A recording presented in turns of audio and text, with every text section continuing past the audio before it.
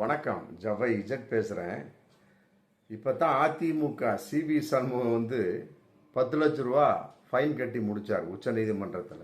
அதாவது உங்களுடன் ஸ்டாலின் அப்படிங்கிற திட்டத்தில் ஸ்டாலினுங்கிற பேரை எடுக்கணும், ஆமாம் முதலமைச்சர் பேரை போடக்கூடாது அப்படின்னு சொல்லி போட்டு உச்சநீதிமன்றத்தில் இது சென்னை உயர்நீதிமன்றத்தில் வழக்கு தொடுக்கிறாங்க. உடனே அவங்க ஓகே கொடுத்துட்றாங்க. அதை தூக்கி திமுக உச்ச நீதிமன்றம் போகக்கூடிய சமயத்தில் சரியான ஆப்பு, முகத்தில் கரியை பூசியதை போன்று. அந்த கரி எடப்பாடி முகத்தில் பூசப்பட்டதா அல்லது சிவி சண்முகத்துக்கு பூசப்பட்டதா? இப்படி இருந்தாலும் எடப்பாடி சொல்லித்தான் சிவி சண்முகம் கோர்ட்டில் அந்த கேஸ் போட்டிருப்பார். மற்றபடி அவருக்கு தெரியாமல் என்ன நடக்க போகிறோம், ஏன்னா எல்லாம் ஒரே கட்சி தானே. அப்படி இருக்கக்கூடிய சமயத்தில் அந்த முகத்தில் பூசப்பட்ட ஒரு கரியின் வெளிப்பாடு 10 லட்ச ரூபாயை கட்டி முடிச்சுட்டு இப்போ தான் ஆப்பில் இருந்தார்.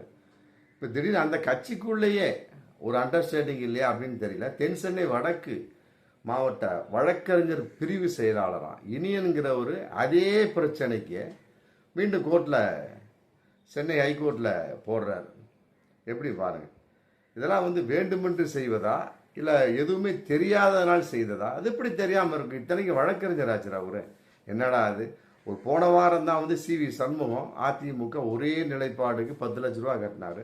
நம்மளும் அதவே திரும்பவும் கோர்ட்டில் கேஸ் போட்டால் நிற்குமா? அது சென்னை ஹைகோர்ட்டில் போடுறாரு இவர். இனி அதே மாதிரி சிவி சண்முகம் மாதிரியே போடுறாரு. போட்ட உடனே 1 லட்ச ரூபா ஃபைன். திமுக சம்மந்தப்பட்ட வழக்கறிஞர் போராடுறாங்க. பாருங்கள், இது மாதிரி இதே விஷயத்துக்கு தான் சிவி சண்முகம் 10 லட்ச ரூபா பணம் கட்டி இந்த பாருங்க ஃபைன், அதை கட்டின ரசீதை பாருங்க அப்படின்னு சொல்லிட்டு காட்டுறாங்க, ஆதாரத்தை காட்டுறாங்க தமிழக அரசு சம்பந்தப்பட்ட வக்கீல்கள். உடனே பார்க்குறாரு, சரி இவருக்கும் 1 லட்ச ரூபா ஃபைனை போட்டுறாரு. அதாவது தென் சென்னை வடக்கு மாவட்ட வழக்கறிஞர் பிரிவு செயலாளராக இனியன் அதிமுக. இல்லை, இது வேண்டுமென்றே செய்த ஒரு விஷயமா அல்லது தெரியாமல் செய்தார்களா அப்படிங்கிறது தெரியல. ஆனால் தெரியாமல் செய்திருக்க வாய்ப்பு இருக்காது. ஒரே கட்சிக்குள்ளே இருக்கக்கூடிய சமயத்தை அது எப்படி தெரியாமல் செய்து விடுவார்கள்?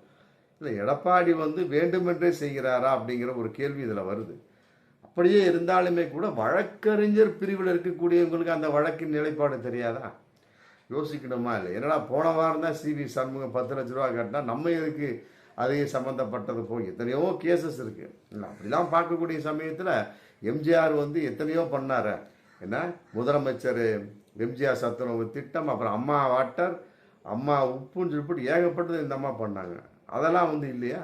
இல்லை, அதுக்கெல்லாம் திமுக அரசு தடை கேட்டதா? ஒன்றுமே கிடையாது.